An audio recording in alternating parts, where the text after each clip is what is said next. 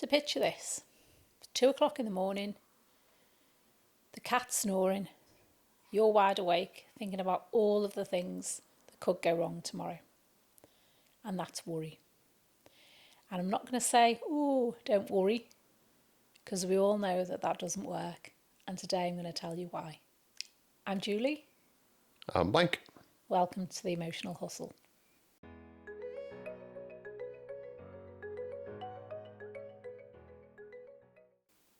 What are we talking about this week? Worry. Yes. I heard you at the beginning. I was paying attention.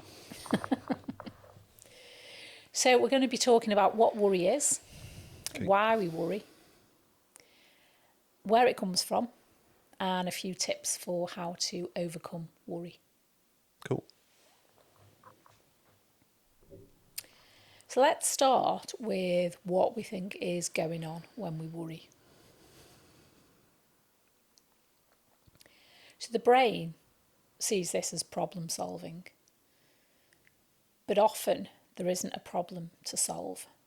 If we're thinking about a meeting that's going to happen the next day, and it's making us a little bit nervous, that's going to send that message to the amygdala, that fear message, and the brain is going to work out how it can remove that fear by solving the problem.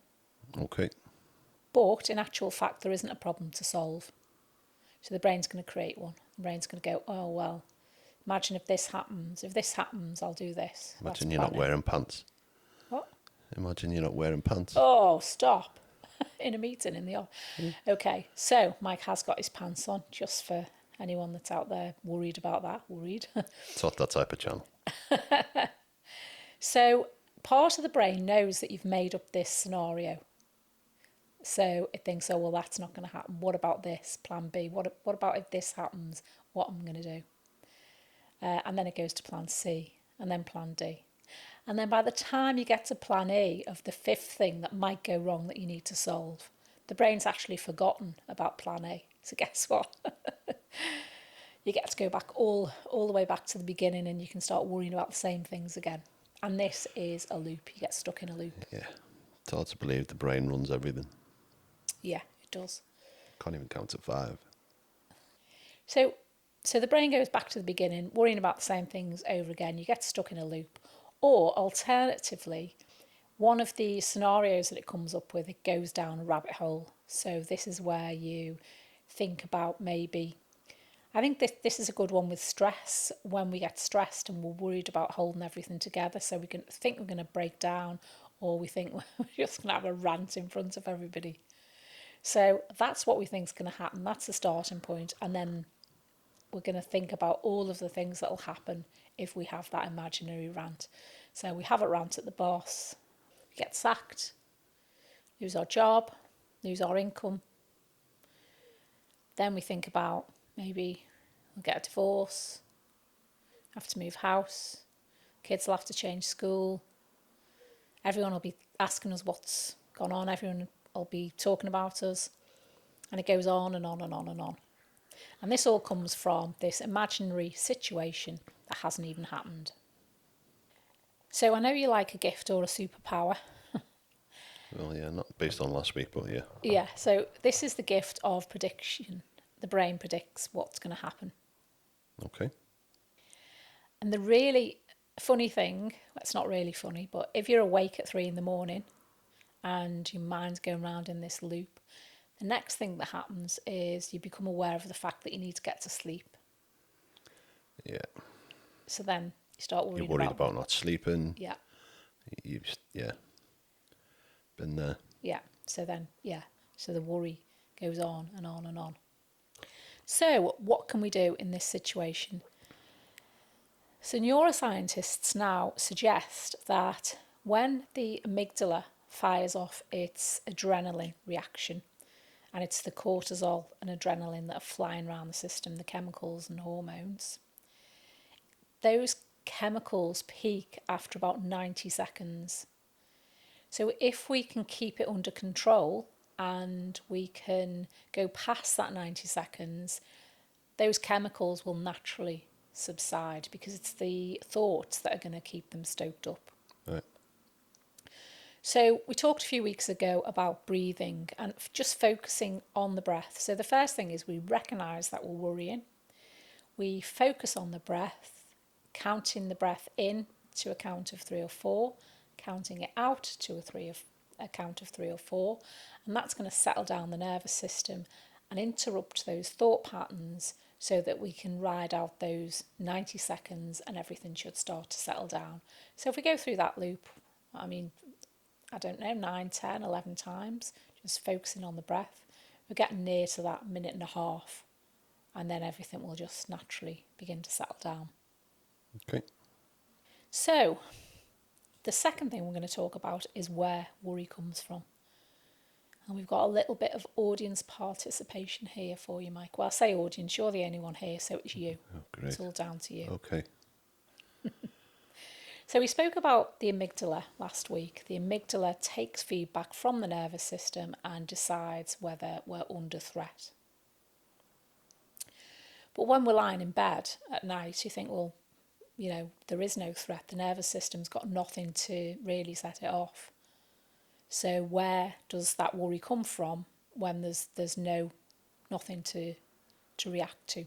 Yep. So what I'd like you to do is I'd like you to close your eyes. Pull back the curtain.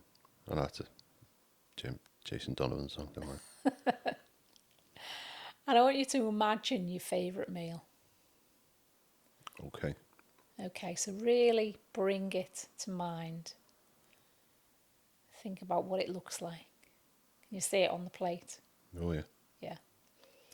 And I want you to think about how it smells and the textures. And then think about how it tastes.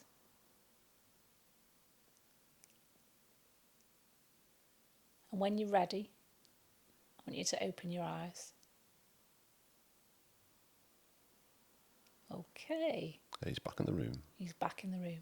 So, did you notice anything in particular when you were thinking about your favourite meal? Did you have dessert or just the main course? No, you told me to open my eyes and the dessert menu hadn't come yet. Yeah, bizarrely you can smell it. Okay. And you're getting ready to taste it. Clearly, I can't because I haven't got a steak. Is that what you had? Steak? Yeah. Steak and chips? Steak and chips. With mushrooms? Mushrooms. Grilled tomatoes. Steak. Apologies if you're vegetarian. And I was just thinking, have we just alienated, I was going to say half of our viewers, so what's that, 13 people? I'm not really part of this channel, so don't take it out on Julie. You are part of this channel. I am the, you're only as quick as your slowest person. That's why I'm here. So when you go through that process, you probably started to salivate. Yes. Yeah.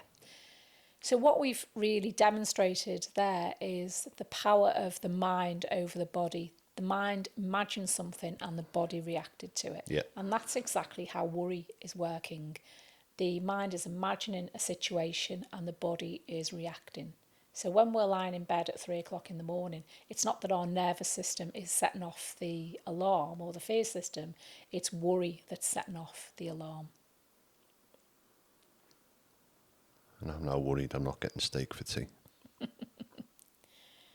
So once we've thought about something and it puts us on edge, just like we demonstrated in your steak and chip scenario, then we're back to the loop.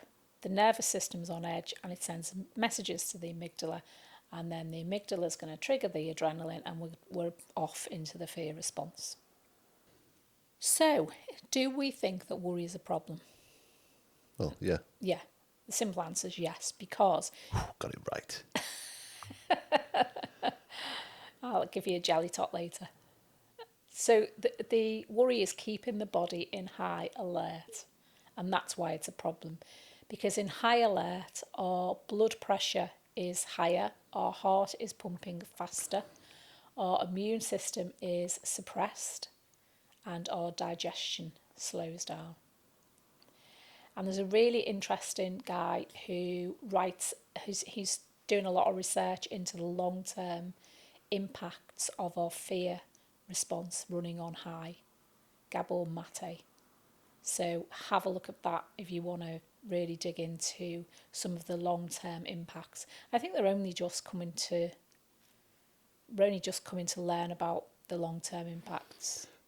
They are. I mean, I read something about this ages ago about the fight and flight stuff, because the fight and flight chemicals are good for you if you are actually about to either flee or fight. But when they're all kicked off and you're doing neither, and those chemicals stay sat in your body, normally if you run or you fight, the body burns them off and it gets rid of them. But if you don't do anything, they just sit there, and it's all that toxicity is just sitting in your body. In my own personal opinion. So we talked about breathing and how to calm the nervous system down by breathing. There is another idea, and this reminds me of your little joke about the Grinch. So the idea is that you set a little slot in your calendar, a little worry time, a little meeting where you can go off and worry, a meeting with yourself, like. Yeah, that is what the Grinch says. Dinner at 3, I think it is. I can't cancel that again. I thought, aren't you going to do your little impression? I'm not here for impressions. But it was quite funny. I can't cancel that again. There you go. It's very good. So just like the Grinch, you've got your little 30-minute slot where you can worry to your heart's content. And you might notice that if you actually do that, the worry's already dissipated. But you do need to do it, because if we make false promises to ourselves, then the brain knows. So you'll only get away with it a few times. It's like, when we buy the gym membership and we think it'll make us go to the gym. When we've been through this process about 4 times, we realise that actually the brain knows that we're trying to trick ourselves. So just go and buy a 24-pack of Monster Munch instead. Or the small snacks are available. Oh dear. So what happens when we book that slot in our diary is that we're acknowledging our worry, and we're telling the body that we know it's important, but we're going to deal with it later. Because when we suppress things, they just get worse. So we're acknowledging it, saying we're going to deal with it later, and then hopefully just putting it to one side for our little worry time in the calendar. So we've looked at what happens when we worry and where worry comes from. But the interesting thing is why we worry in the first place. Okay. And the reason we worry is it's linked to fear. It's a particular flavour of fear called uncertainty. Human beings do not like We uncertainty. don't like that. Yeah, It's a thing. it's definitely a thing. So you can see that logically, in order to remove the fear of uncertainty, we go through this process of imagining what might happen, because that's sort of removing uncertainty, isn't it? Mm. But the brain, the weird thing about the brain, it's like there's two sides to every argument. So one side of us is making something up so that to remove uncertainty. Yeah. It's like there's another part of the brain that goes, oh, you've made that up, so it's not a real thing, so the uncertainty is still there. So that's how it gets stuck in that loop. But as we just demonstrated, when we think about something, we can trigger the fear response. So the irony is, in order to remove that imaginary fear, we are bringing that fear into the present moment, because when we think about that situation that we might go through, we're actually experiencing the thoughts, the feelings, the emotions, the sensations, the fear reaction of that actually happening. Because to the brain, as we demonstrated with steak and chips, Steak. the brain thinks that we're actually going through that situation. So although we're trying to remove fear and stop ourselves going through that situation in the event that it might happen, we actually go through it anyway, because we bring it into the present. Yeah. So last week we talked about playing detective, didn't we? We did. And doing a bit of a brain splurge, getting everything down onto paper and then having a look at it and looking at the evidence for everything we've written down. What evidence do do we have that supports that situation? Yep. If you haven't seen that video, I'll link it up there. You can go and give it a watch. So when I said why do we worry, and I said it's linked to our fear of uncertainty, Yep. not everybody worries to the same extent. And that brings me on to the next question, really. Why is that? Why do some people worry and some don't? Yeah. Right, okay. Because they've thought of someone to blame it on. And this all comes back to our neural pathways, our information highway. All of these videos are connected, aren't they? They are, just like the nervous system. Just like the nervous system. You can have that one. So when we start to learn to do something, it takes us 3 or 4 times doing something, and then we notice that we're starting to get better. So it's not what we worry about, it's the fact that we worry. Once we've worried a few times, we formed a network, a road network in the brain from the fear response to the negative side of the prefrontal cortex, which we discussed last week. Once we've done that a few times, that little pathway is becoming stronger. That's a route we know. Yep. So we naturally go down that route. And I've noticed this myself when I've removed all of the things that trigger the fear response. I changed jobs or moved house or stopped hanging around with certain people. And what I actually found was that the brain just found new things to worry about. Yeah. So it doesn't matter how trivial it is. I think if you're well practiced at worry, the brain will always find something to worry about because it's a habit. I've seen Inside Out. I know that works. Yeah. It's a form of addiction. We're addicted to worry. I didn't watch it on my own. I'm not into kids' movies. It is quite good, though. I like the little anger man, the way he explodes. Yeah. So last week we talked about a deeper level of change. And I think to really start changing our habit of worry, we need 2 things. And one is trust in our own ability to deal with things, and that's something that we can develop, and we'll come on to that. And also a little bit of brain training. That's what we'll be discussing next week. Okie dokie. Okay. Brain training. Brain training. Okay. So tune in for that, brain training. And again, if these sort of conversations help or you want to find out more, why not give us a like and subscribe? Okay, that's all from me.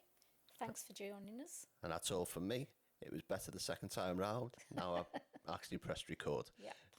We've already done this once. I wasn't going to mention that. Well, yeah, I'll own up. I didn't hit record. Second time's a charm. So thanks for watching, and I'll see you all next week. Bye for now. Take care.